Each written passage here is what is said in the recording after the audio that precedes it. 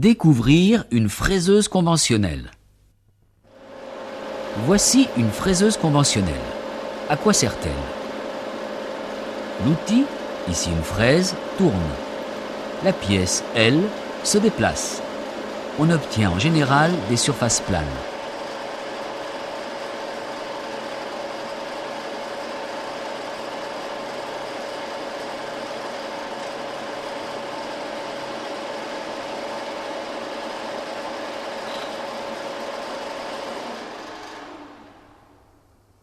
Voilà différentes formes obtenues en fraisage.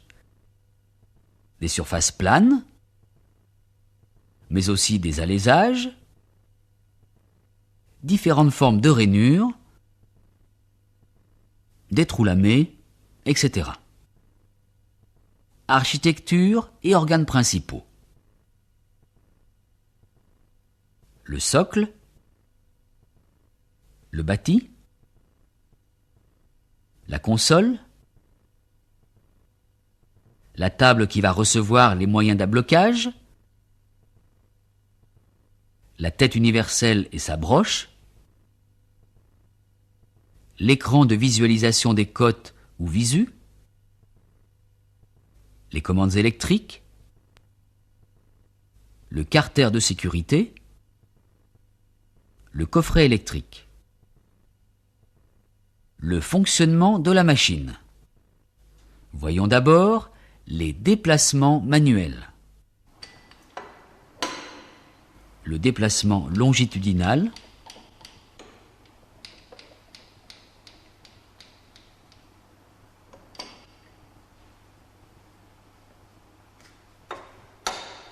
le déplacement transversal,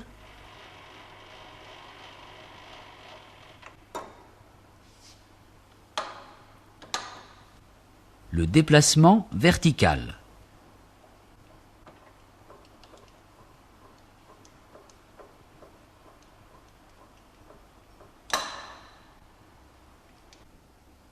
Les manettes de blocage, du longitudinal,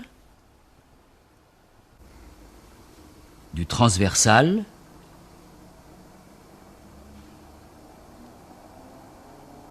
du vertical.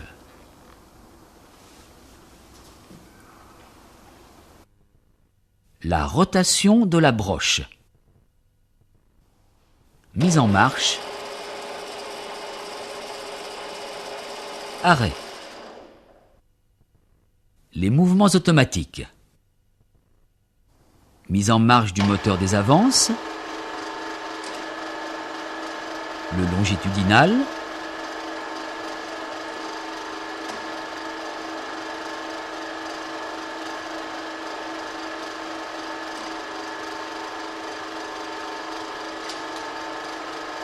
Le transversal,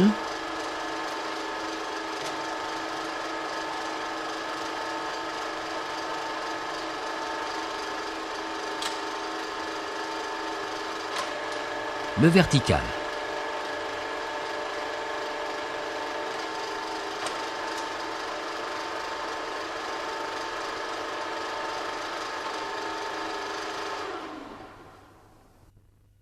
Les mouvements rapides.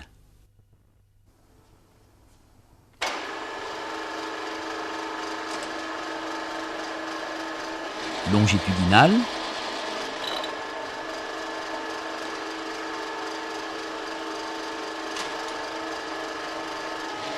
transversal,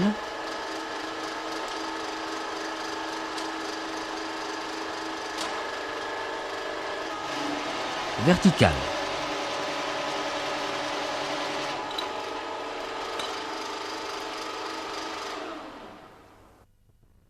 Les sécurités. Pour que la fraiseuse fonctionne, le carter de protection doit être baissé. Le lever arrête la machine, qui ne peut se remettre en marche sans réarmer.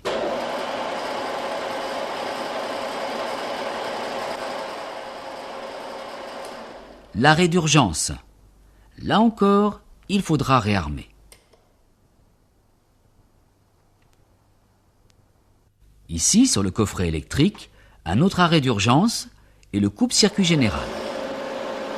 Vous ne trouverez pas forcément ce type de fraiseuse dans votre atelier.